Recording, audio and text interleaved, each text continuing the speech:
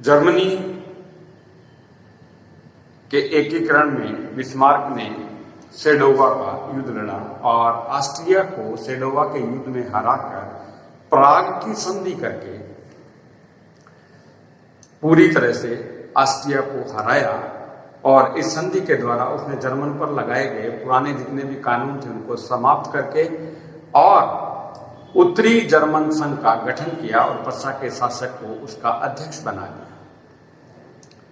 लेकिन जैसा कि हमने भी बात की, ऑस्ट्रिया के साथ उसने बड़ा नरम व्यवहार रखा, क्योंकि उसे पता था कि अभी दक्षिणी राज्य अलग हैं, उनको भी एक करना है और पूरे जर्मन को एक राष्ट्र बनाना है। जो छोटे छोटे राज्य हैं उनको राष्ट्र के रूप में परिणित करना है। और दक्षिणी राज्यों पर जैसा कि हमने आपको पहले बताया कि फ्रांस का आधिपत्य था। अब फ्रांस के साथ इनका युद्ध फाइनल हो गया। अब फ्रांस के साथ इनका युद्ध होना जरूरी हो गया। अब हम बात कर रहे हैं फ्रांस के साथ बिस्मार्क ने युद्ध किया, उसका नाम था सेडान का युद्ध। सेडान का युद्ध। देखिए, बिस्मार्क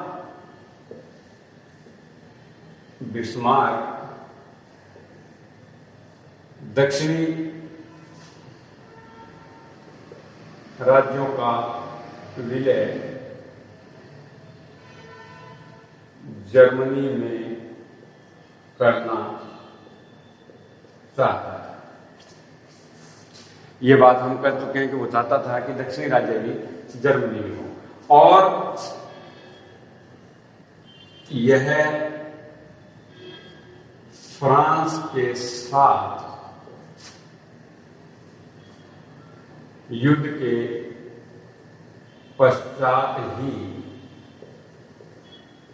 हो सकता था। बिस्मार्क को पता था कि जब तक फ्रांस को पराजित नहीं किया जाएगा दक्षिणी राज्य जर्मनी में नहीं मिलाए गए। दूसरी तरफ फ्रांस भी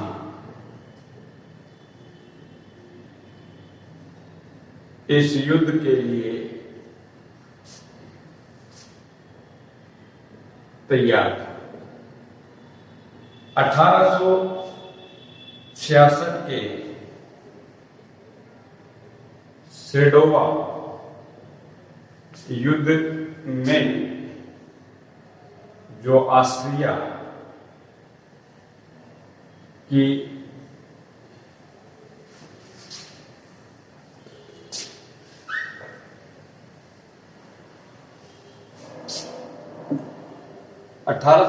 के सेडोवा युद्ध में ऑस्ट्रिया की पराजय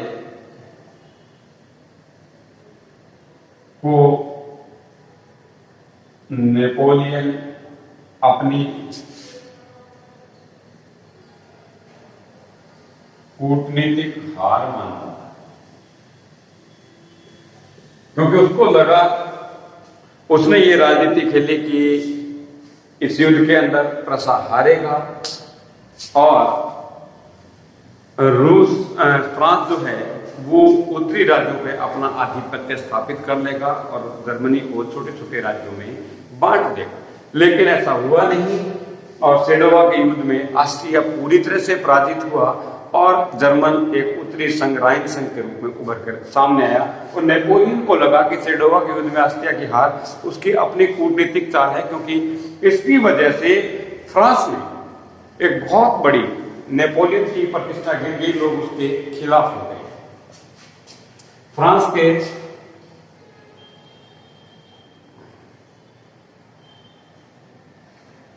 राजनीतिज्ञों को लगा कि प्रशा की विजय से केवल फ्रांस की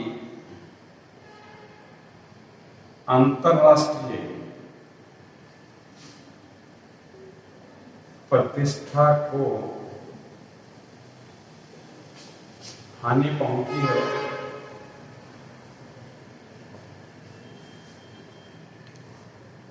अब देखिए, फ्रांस में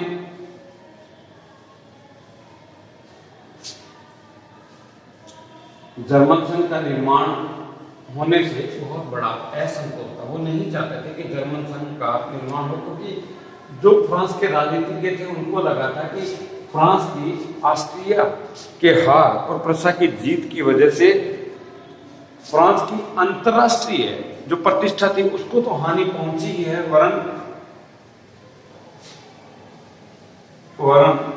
उसकी सुरक्षा को भी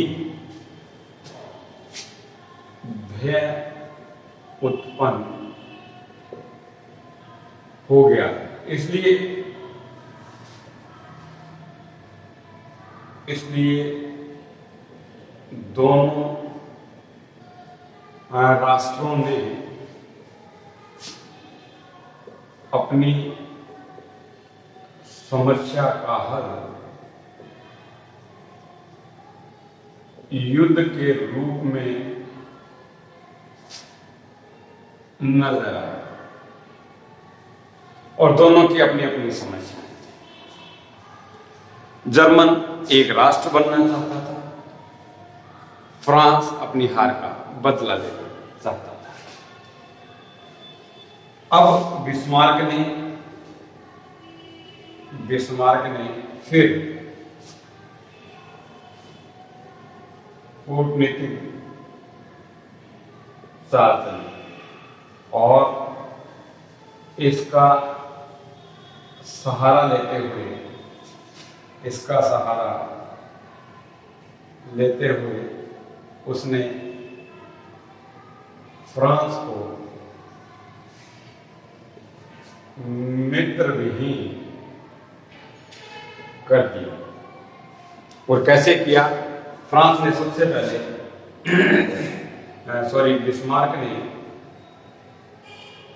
बिस्मार्क ने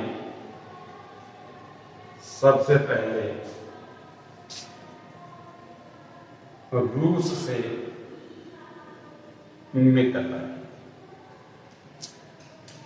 इसने सबसे पहले रूस के साथ मित्रता की, और क्योंकि रूस और फ्रांस दोनों में दुश्मनी थी, और ये दुश्मनी क्यों थी? क्योंकि ये इनकी दुश्मनी क्रीमिया के युद्ध से ही चली आ रही।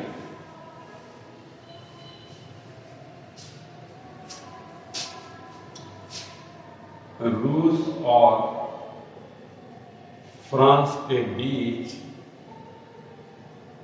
शत्रुता क्रीमिया के युद्ध से ही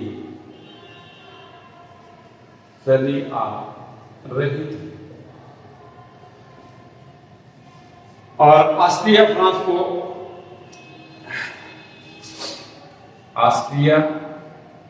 जो सेडोवा के युद्ध में प्रसा से हारा था, ये फ्रांस से पहले ही नाराज था। क्यों? क्योंकि फ्रांस ने सेडोवा के युद्ध में तटस्थ रहा और उसने ऑस्ट्रिया की सहायता नहीं की फ्रांस ने, इसलिए वो इससे पहले ही नाराज था। ऐसे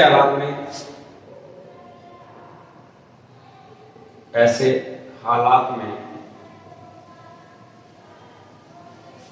ऑस्ट्रिया फ्रांस प्रसा युद्ध में तटस्थ रहा।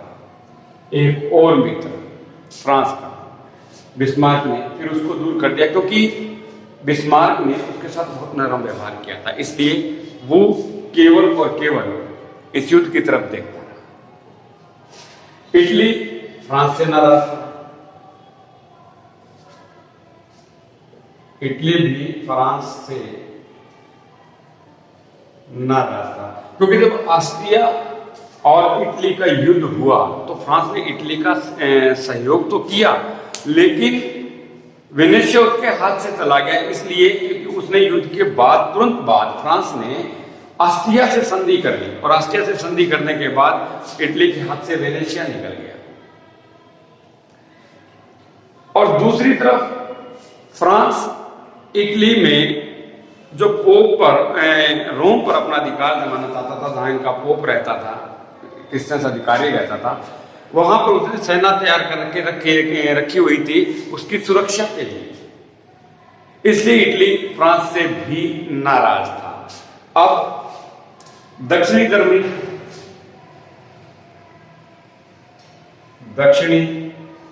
जर्मनी के राज्य भी नेपोलियन की महत्वाकांक्षा से बचने के लिए प्रसा के सहयोग से लड़ने के लिए तैयार। इट मीन्स पहले बिस्मार्क ने अपनी कूटनीति से ऑस्ट्रिया को मित्र विहीन किया। ऑस्ट्रिया से विजित होने के बाद उसके साथ अपनी संधियों के बाद अपने राज्य को मजबूत किया। अब मामला था दक्षिणी जर्मनी को एकीकरण मिलाने के लिए, और वहां पर प्रभुत्व फ्रांस का था। इसलिए फ्रांस को मित्र विहीन करने के लिए बिस्मार्क ने एक बार फिर कूटनीतिक चाल चली। इसके लिए उसने रूस से दोस्ती की, इसके लिए उसने इटली को तटस्थ किया। ऑस्ट्रिया तो फ्रांस से नाराज चल रहा था, वो भी फ्रांस और प्रसा के बीच होने वाले युद्ध में तटस्थ रहा। और जो जर्मनी के छोटे छोटे राज्य थे वो भी नेपोलियन की महत्वाकांक्षा से डरे हुए थे। इसलिए उन्होंने सोचा कि क्यों नहीं हम प्रसा का सहयोग कर नेपोलियन की महत्वाकांक्षा से बच सकते हैं। और इस प्रकार बिस्मार्क ने एक युद्ध की नई रणनीति तैयार की, और ये युद्ध की परिणति पूरी हुई सेडान के युद्ध में। और सेडान का युद्ध हुआ फ्रांस और प्रसा के बीच।